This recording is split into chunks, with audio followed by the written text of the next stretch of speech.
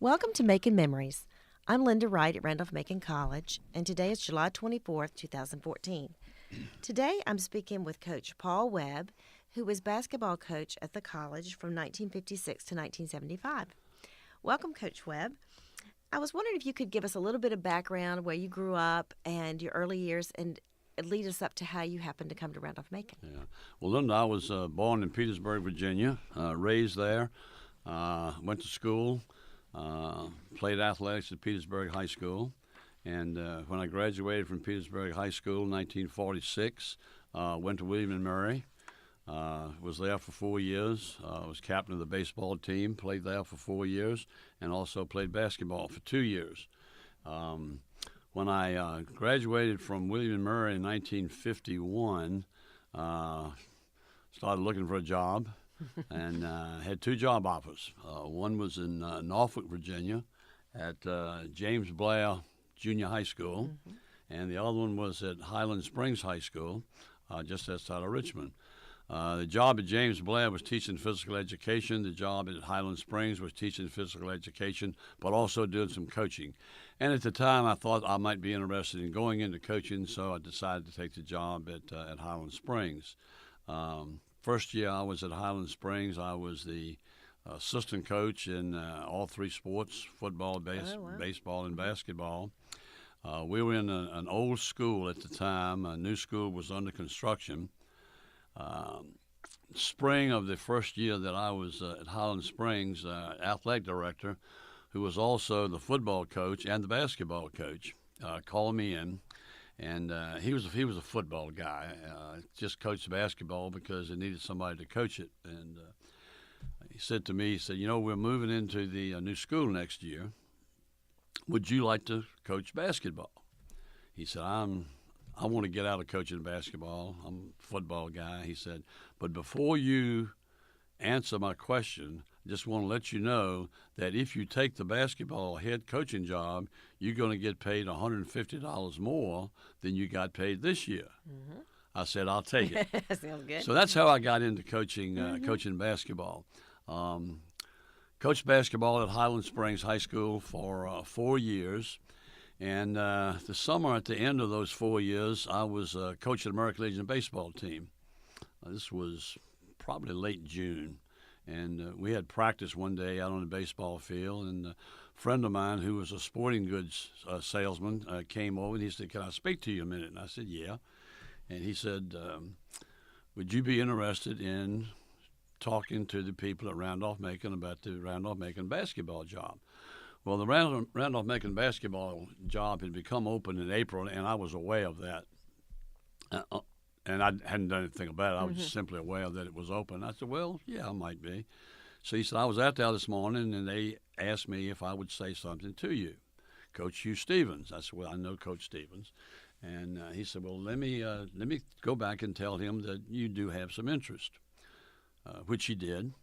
And shortly after that, Hugh Stevens called me, and I came out for an interview and went through the campus, and we talked. And then he called me back and asked me to come up to meet with the president, Dr. Moreland, and we met. And late July, early August, I was offered the job and took the job. So that's my story as to how I got to Randolph-Macon. Wow, that's great. So you were at Highland Springs for 4 years. So you you got to see a whole group of boys go through there, and I understand at least one of them I know ended up coming to Randolph-Macon. As a matter of fact, Doug Salmon. Yeah. Doug Salmon played for me at Highland Springs, and Doug graduated from Highland Springs 1953, I think, about that time. And I helped him get a little financial aid here at Randolph-Macon. And 2 years later, I was offered a job here at Randolph-Macon. And, of course, when I came here, Doug was still here. Yeah. And so I had an opportunity to coach him on the college level for 2 years. That's great. Well, now, when you came to Randolph-Macon, you mentioned Coach Stevens, you came to coach basketball, but didn't you also coached, I think, did you coach track as well? I coached track and I coached cross country. Yeah, tell us about how that worked. When I was hired, I think, as a basketball coach. First day I came to work, first part of September, I walked in the office, and of course we were over in the old gym, the alumni gym. Had one coach's office, had one telephone, had one radiator. So I walked in and I looked around, and there were 3 desks in the office. Hugh Stevens was sitting at the desk in the corner. Paul Severin, who was a football coach, was sitting at the desk in the other corner. Joe McCutcheon, Paul Severin's assistant football coach, and Joe also was a swimming coach, was sitting at the other desk. So I looked around and didn't see any more desks. So I saw there was a little chair sitting over there by Hugh's desk. Had a little armrest on it, so I went over and I brought some books in with me. So I put my books under the chair and sat down. And that was my desk from the 1st of September until the first part of December. Paul Severin was in the insurance business and was hired at Randolph-Macon just during football season, just to coach football. So when football season was over, Paul left and went back to selling insurance, and I inherited his desk up until the next September. When he came back, and then I moved to the chair again, and that went on for about 2 years, and then Paul retired from coaching football, and I got the desk. But getting back to cross country and track, about a week after I was there, Coach Stevens said, "Now you're the cross country coach and the track coach also." And I said, "Well, I didn't really know that and didn't remember that, but." I was 27 years old at the time, and I said, if that's what I'm supposed to do, I guess that's what I'd better do. I knew nothing about cross country. So I went out and got me a couple of books and read up a little bit on what cross country was about. So I coached cross country probably, I want to say 8 to 10 years maybe. Wow. And then track for 2 or 3 years until Ted Keller was hired, 1958, because I came in 1956. And when Ted came in, they gave him the head track job, and then I went over and started helping Hugh Stevens coach baseball. But I was the track coach and the cross country coach both. Track coach for 2 years and cross country about 10, I guess. Yeah. Well, I think that speaks, it says a lot about coaching. I mean, a lot of what you're doing is not just teaching the sport, but motivation and other skills that I guess can cross over from sport to sport. Well, at the time, Randolph-Macon had a small coaching staff, more sports than we had coaches, and so everybody had to do more than their particular sport. And we all pitched in, and I know that the soccer and the tennis teams were both coached by a couple of faculty members. So there were a number of people that were involved in coaching all the sports. Well, you were in the alumni gym, the one that is. Was the old gym still on campus at that time? What they refer to as the old gym, the one that's no longer here? Yeah, the old gym was still here, and some of the alumni who played in that old gym would come back and tell a lot of stories about their experiences in that old gym. I never had the opportunity to coach a team in the old gym. We played in the alumni gym, which now a lot of people refer to as the old gym. Right. But the original old gym was still here on campus, yeah. Yeah. I was here. When in the alumni gym, where do the spectators sit? Because it looks like unless it's reconfigured, it's a different configuration now. Yeah, it was different. The court was a lot narrower than it is now. When they renovated the building and everything, they made the court wider. Of course, it had the track up around the basketball court. They put about, I think, maybe 4 rows of bleachers, portable bleachers on each side, and on occasion would put a few bleachers on one of the end zones, one of the ends, to put some more students and more fans in there. But once we got to having a pretty good basketball team, game were at 8 o'clock. I'd go over there at 4:30. Students were it was packed. Wow. Students would come early, bring spot. books, bring cards, just to get a seat to see the games, Yeah. and up on the old track. Yeah. That would be about 3 or 4 deep on the track. Yeah. Wow. Did not hold many people, but it was packed. Yeah, that must have been a very exciting atmosphere because everyone was so close. Oh, it was. Yeah. Yeah. And the visiting teams that came in, of course, back then there were a lot of schools that had gyms similar Yes. to Alumni Gym. Yeah. Yeah. And so when teams came here, most teams, when they came here, it wasn't like they had this big gym on their campus, and everywhere they went to play was this large gym, and then all of a sudden they're playing in a cracker box around Macon. Right. But it was cozy. Yeah. It was. That's good, but exciting, I'm sure. Very. Right. Well, can you talk a little bit about how the recruiting process? That's such a big part of a coach's job. When I first came here, my recruiting budget was $200 a year, which didn't go very far. Went a lot further than $200 does today, but didn't go very far. And so I started out and subscribed to probably about 10 different newspapers. From subscription would be from like December through March during basketball season.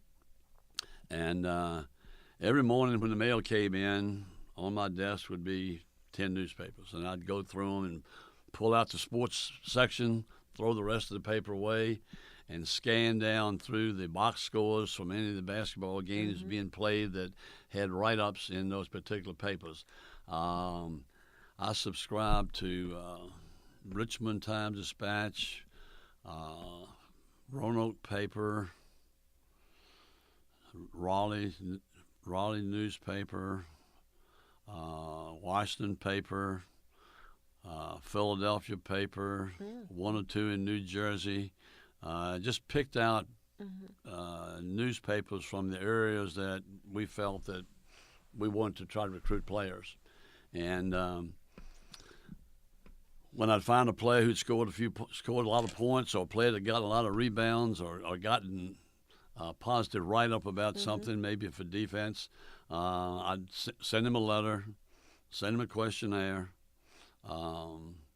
If he filled the questionnaire in and sent it back, then we'd follow up with another letter and information. And that's how the recruiting process started. It was really a matter of trying to make a contact with as many players as we possibly could, and then try to follow up either by going to see them play, or getting somebody else to see them play for us, or a recommendation from their coach, and trying to decide whether any of those players, or which of those players, would fit into Randolph-Macon. Very good. Well, you built a really great program. I think I read that before you came, Randolph-Macon hadn't had a winning season in X number of years. And how long was it once you got here before you were able to see the program sort of turn around or start to build? First year I came, as I said earlier, I took the job about the end of July, 1st of August. Had a player at Highland Springs that was playing for me, Jerry Sewers. And Jerry was planning on going to William & Mary, not knowing that I was going to be leaving Highland Springs to come to Randolph-Macon. But when I decided to come to Randolph-Macon, about 2 or 3 days after I decided to do that, there was a knock on my door, and there was Jerry, and he said, "Coach, I need to talk to you. Could I come to Randolph-Macon?" And I said, "Well, Jerry, I thought you were going to William Mary." He said, "Well, you're going to Randolph-Macon. I'd like to go to Randolph-Macon too." So Jerry Sewers decided to not go to William Mary, but to come to Randolph-Macon. So he was the only player that I was able to recruit the first year. The other players that we had on the team the first year that I was here were the players that had been on the team the year before. One of them Jimmy Smith was a senior, was captain of the team, and I had known him because he was from Petersburg also. So I knew Jimmy, and so the first year was just the starting of a rebuilding program. That spring started recruiting Carl Koenig, who came the second year that I was here. And I think Carl Koenig was probably the player that was responsible for starting to get the basketball program at Randolph-Macon turned around. Carl was out of the service and just a very, very fine young man and a good player. And we had a winning season that year, and then the following year, 1958-59, Buddy Allen came to Randolph-Macon and several other players, and that was the third year that I was here. We won what was then the Little Eight, or Virginia Small College Championship that year. And from that point on, the program just sort of started to take off. That's wonderful. Yeah. Well, can you talk about some various aspects of coaching? Did you spend most of your time working on, plays and strategy, or team building, or just basic drills? How did? Well, we emphasized, first of all, fundamentals, knowing how to play the game. And then our primary emphasis was on defense, trying to have a good, solid defensive team. And then from there we went to offense. I felt that if a team had to be a good defensive team in order to be a good team. And there's an awful lot of discipline attached to defense, more so than to offense, toughness. And we did have pretty good defensive teams most of the years when I was here. Well, you had some great seasons and some great teams, and your a wonderful overall record. And I just want to state for the record here that when you retired in 1985, finally from ODU, you were Virginia's all-time winningest coach, if that's a word, winningest. So, which was really, you had a great run. Can you talk a little bit about the conferences we were in? You mentioned the Little Eight. Can you talk? Yeah, we were in one legitimate organized conference, which was the Mason-Dixon. Mason-Dixon Conference had, I want to say, maybe 16 teams in it. Most of the small colleges from Virginia, Randolph-Macon, Hampton-Sydney, Ridgewater, Lynchburg, Roanoke. Those. And then Catholic University, American University, Mount St. Mary's, Loyola College in Baltimore, University of Baltimore, Washington College, Johns Hopkins. They were most of the teams that made up the Mason-Dixon Conference, and it was a good basketball conference. 1964-65, we won the Mason-Dixon Conference Championship, which was the first time that a Virginia school had ever won the Mason-Dixon championship. The conference was very much dominated by the northern schools, and it was really a good basketball conference. At the time, the NCAA was divided into two divisions, which were called the University Division, which were the larger schools, Virginia Tech, Richmond, those schools, and then the College Division, which were the smaller schools. Now the NCAA has three divisions, but they have Division I, larger schools, Division II, middle-sized schools, and Division III, of which Randolph-Macon is a member now in the ODAC. But that was the official NCAA conference that we were a member of. And then in the state of Virginia had two mythical leagues. Big Five, which was composed of at the time, the 5 largest schools in Virginia Tech, Richmond, William Murray, and VMI. They were the 5 large schools. And then and that was called the Big Five. And then the Little 8 were the 8 smaller schools. Yeah. And it was just sort of a mythical championship. Larger schools played each other, smaller schools played each other, and kept one-loss record and declared a champion at the end of the year. So I didn't know that about the NCAA. There were just 2 divisions up until when now we have D1, D2, D3. You don't hear much about D2. You hear all the D1 schools, the big schools, and then Division III. There are lots, but there are not many. There are not many Division II schools in Virginia. The Division II schools in Virginia Union, Virginia State are both Division II schools. I'm not sure about Longwood, but most of there are a lot of Division II schools in North Carolina, Tennessee, and as you get out into the Midwest. Yeah.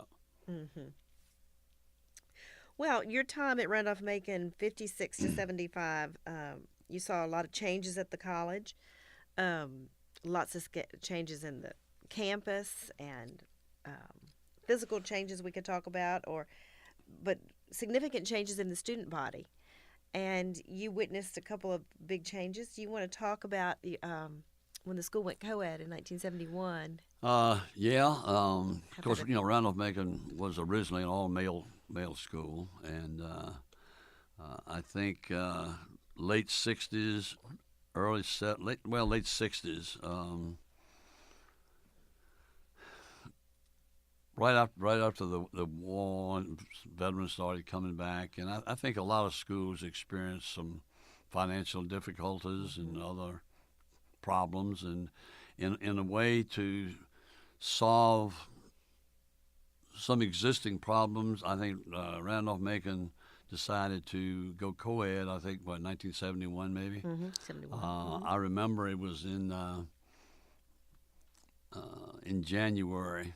During the exam time,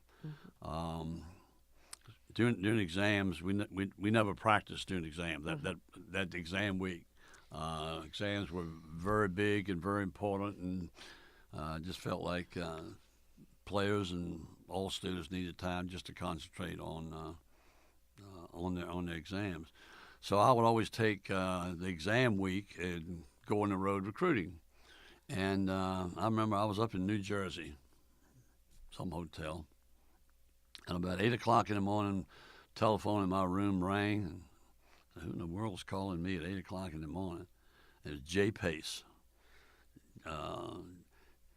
Jay had been my basketball manager, I think from 1964 through 1967, something like that.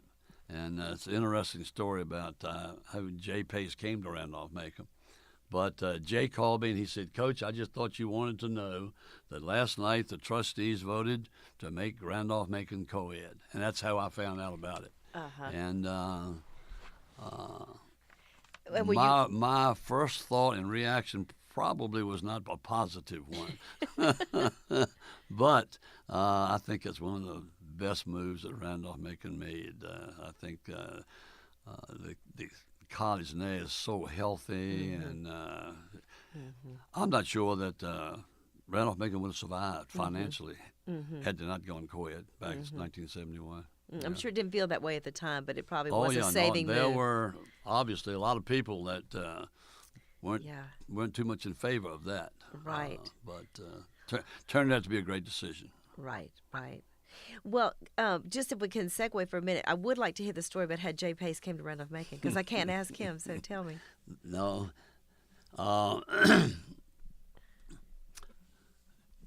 There was a basketball game in the old Richmond Arena.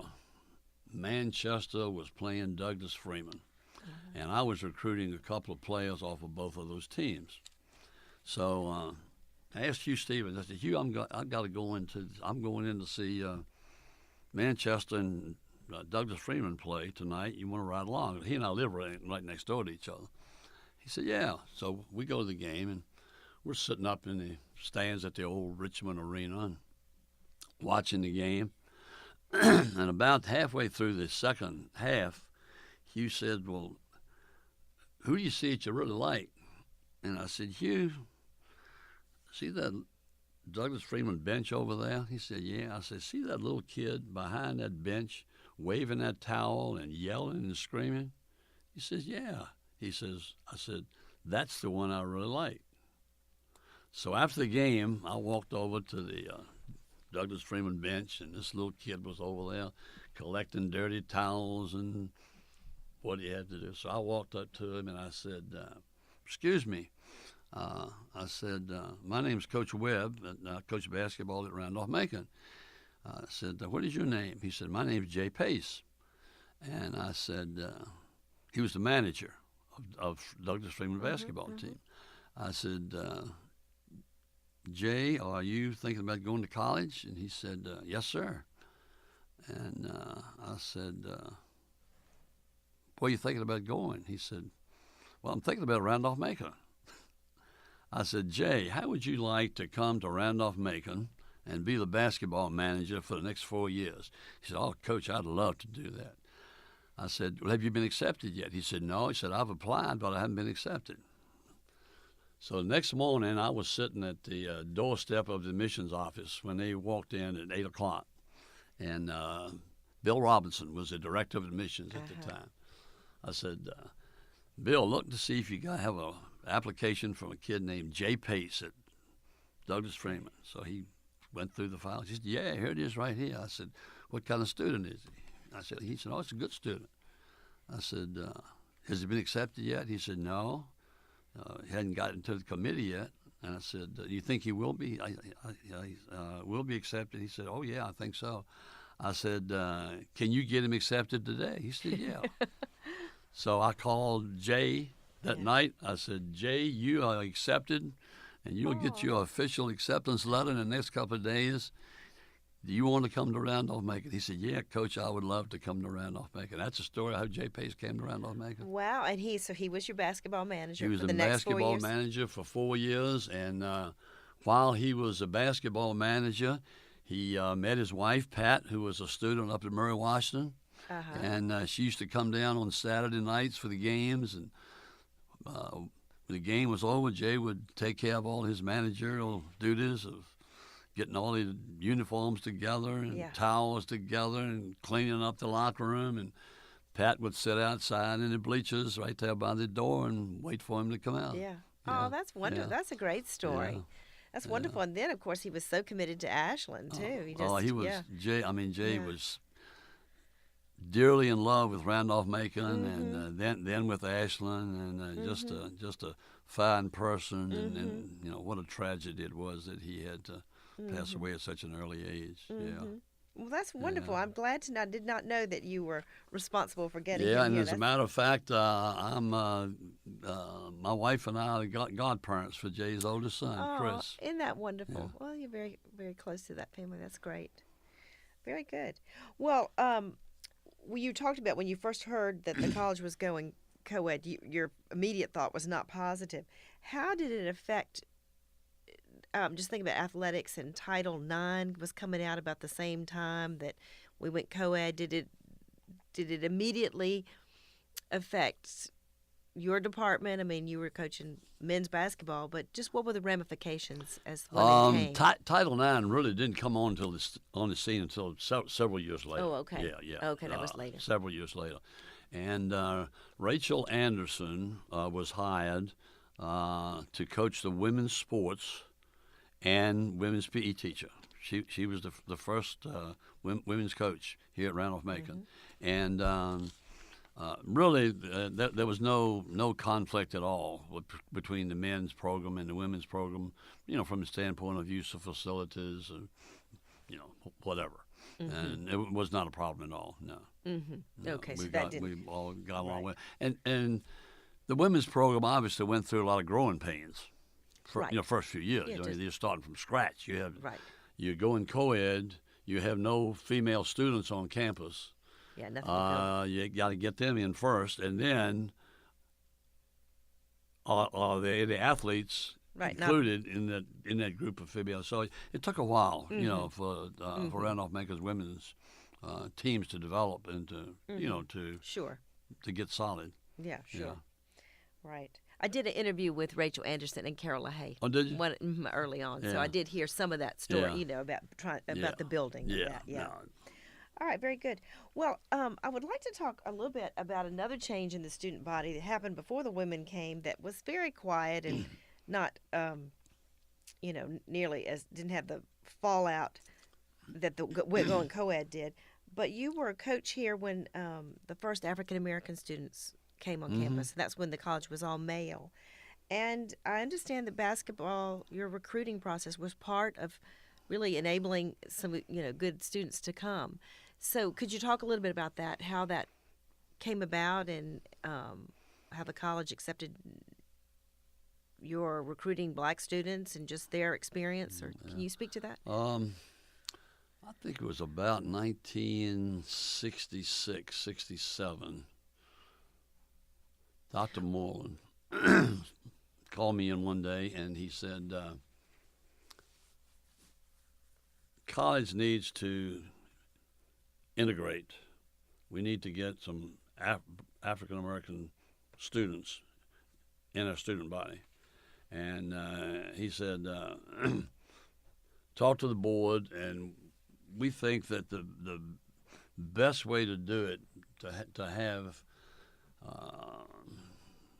the first African American student accepted, would be through him being an athlete.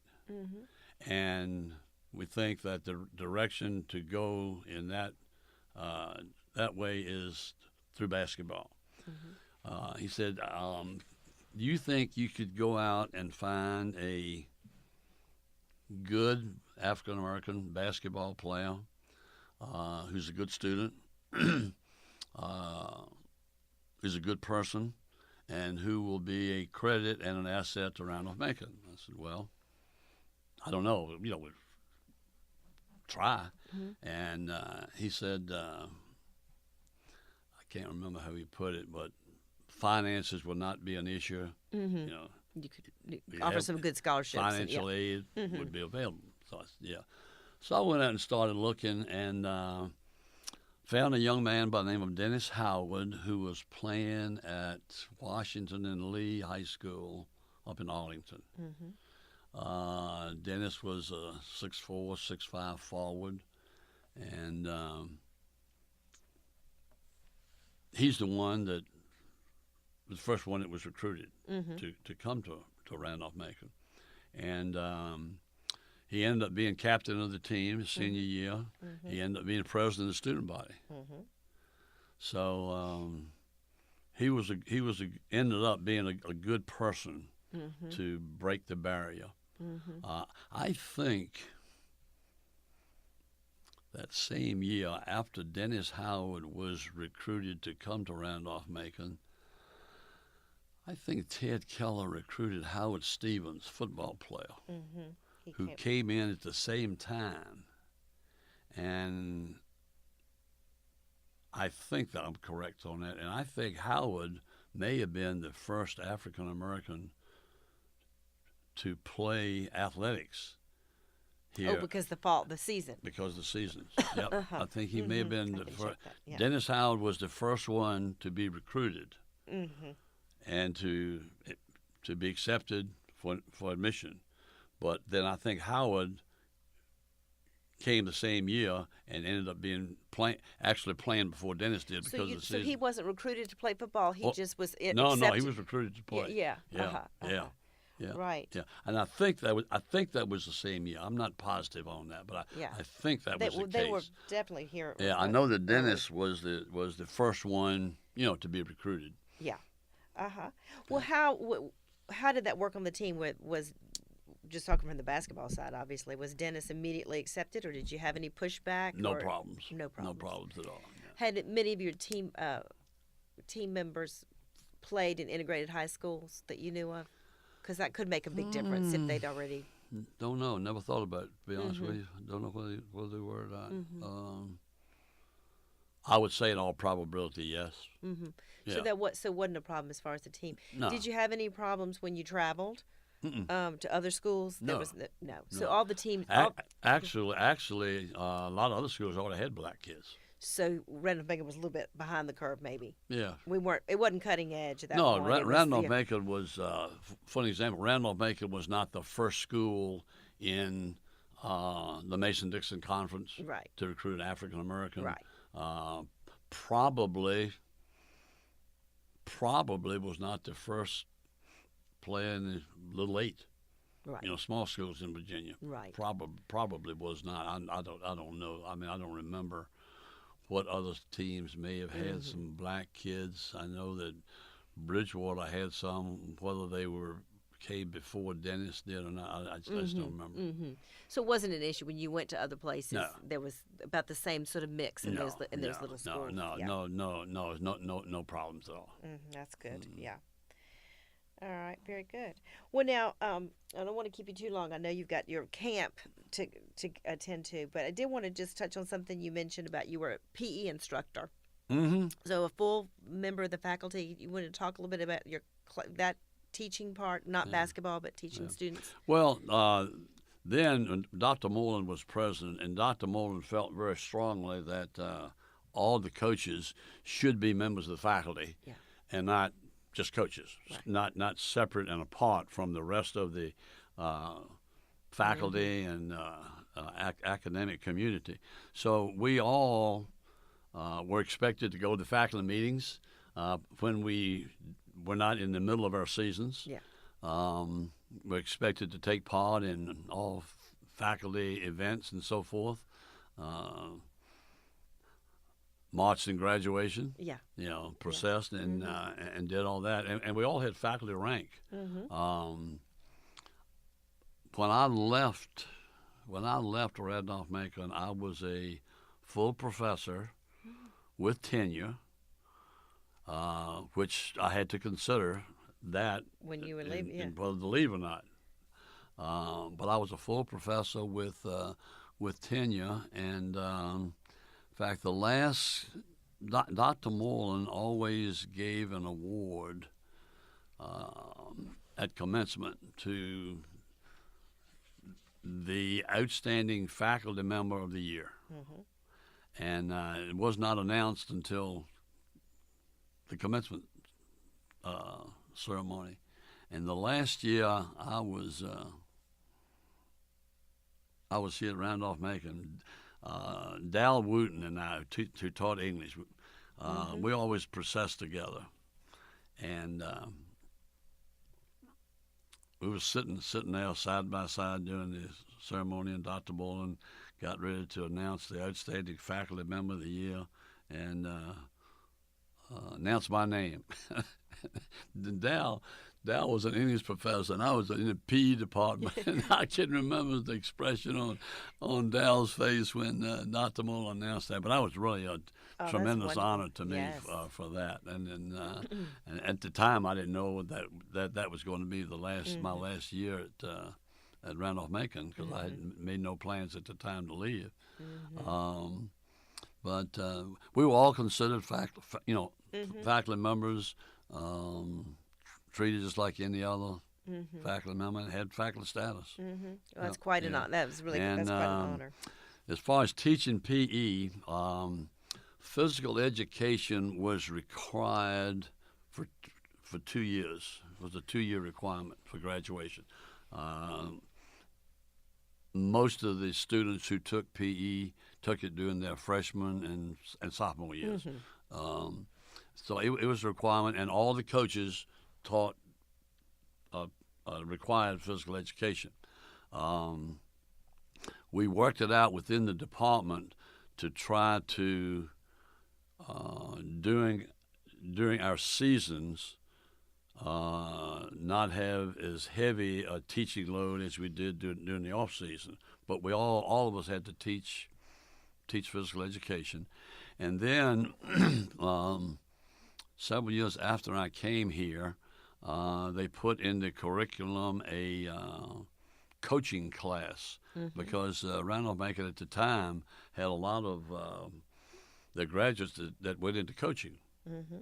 So they put in a coaching class, which was a 3-hour academic credit class. Fall semester was basketball and baseball. Excuse me. And the spring semester was football and track, I guess. And the first half of that semester, I taught the academic, taught the basketball part of the class, and then Hugh Stevens taught the baseball, and then the football coaches and the track coaches, taught the class in the in the spring. So we did have some teaching responsibilities, not a full academic load like the rest of the faculty members did. Right. But we did have to do some teaching. Well, one of my students was Macon Brock. Oh, really? Yeah. In the coaching class? No, just in a PE, class. in a regular Yeah, PE class. Yeah, Oh, okay. Yeah, I remember Macon. That's when I first met Macon. Yeah. 64. Yeah, very good. Yeah. Well, just so we can bring it up to the present, our current basketball coach is an alum, although he came through Randolph-Macon after you left, Nathan Davis. But did you want to reflect on the changes you see when you come back and the basketball program today compared to just the way it was then, or somehow bring it up to the present? Well, no question, but that the basketball program today is in great hands with Nathan Davis. Nathan is an outstanding coach, and as equally an outstanding person. I think he's a good, tremendous fit for Randolph-Macon. Done a fabulous job, and going back a little bit before Nathan, when I left, Hal Nunley, who had been my assistant for 3 or 4 years, became the head coach, and Hal had a great career at Randolph-Macon. And then when Hal retired, Mike Rhodes, who was his assistant, took over, kept the program going at the same level, and then Nathan. And of course, Nathan played for Coach Nunley when he was a student here at Randolph-Macon. But I try to follow I follow the program and follow the team. Try to see as many games as I can, and Nathan's just doing a great job. Yeah. Yes. And I guess when I came, Mike Rhodes was coaching, but we've had great basketball teams, men and women, ever since I've been here. Oh yeah, for the last and 10 then years. of course Carol It's been LaHaye. great. Carol's won over 500 games. Yeah. And what a tremendous accomplishment that is. Yeah. Yeah, exactly. Well, you left Randolph-Macon in 1975, and you went to Old Dominion and coached there for 10 years. Did you? So you finally got to Norfolk. You didn't go to Blair Middle School, but No, you ended up finally ending your career there. Did you want to speak about that a little bit? Or? Well, first of all, the 19 years that I spent and my family spent here at Randolph-Macon and Ashland was a tremendous part of our lives. It was great. We raised our family here. Great place, Randolph-Macon and Ashland, to raise a family. And at one point, I thought I was going to spend the rest of my life at Randolph-Macon. Charlotte and I, my wife Charlotte and I, we both always enjoyed the beach. And many times during the summer, we'd get up at 5:30 in the morning, get in the car at 6, and be on the beach at 8 o'clock. To Virginia Beach, spend the day, and get in the car and drive home. And then when the opportunity came up to go to Old Dominion, the location appealed to us to live near the ocean. Old Dominion was a up and coming basketball program. We had played them. Started playing Old Dominion when Old Dominion was still the Norfolk Division of William Murray. Started playing them back in 1957, 58 when I first came here. And so I was familiar with the school. I was familiar with the program and everything, and got to thinking about the fact that it would be a step up in in basketball as far as the level of competition and the league and so forth. And it was a tough decision whether to stay here at Randolph-Macon and continue to coach basketball at Randolph-Macon in a place that we really loved. Was full professor, had tenure. Yeah, hard. But right. Decided to make the move. Our middle son Eddie had played for me the last 4 years. That I played on the basketball team the last 4 years I was here, and he had just graduated, 1975. Our youngest son Doug was a student here at Randolph-Macon. He was finishing his sophomore year. And our daughter was going to enter junior high that next fall, and we figured that if I was going to make a move, that her going into junior high was a good time in her life to do that. So just decided to make the move, and that was a good. Can't really tell you exactly why, but it turned out to be a good move. As I look back on it. Loved every minute I was here at Randolph-Macon. I have no regrets about staying here for 19 years, but also have no regrets about leaving and taking the position at Old Dominion. And building a program there. Yeah. I mean, you got to do that again at a different level, different place and situation, but you obviously were gifted at building a program, and that was good. Well, when I first went to Old Dominion was in Division II, right? Just like Randolph-Macon was at the time. Randolph-Macon was in Division II at the time, and so was Old Dominion. And Old Dominion had planned to move into Division I about 2 years after I took the job. We actually moved in Division I the second year after I took the job there. But it gave me an opportunity to try to, build the program at a different level. Very good. Well, I want to just thank you so much for coming and sharing your memories today. I know you've got the Paul Webb basketball camp to get to. You've got lots of young basketball players that you're still influencing right across the street, and I don't want to hold you up from that. But yeah, this is the 50th year that we've had our basketball camp. Oh, congratulations! 1965. Coach Louis Mills, Lou was coaching at University of Richmond at the time, and we were friends. And there was only one other basketball camp in the state of Virginia at the time, and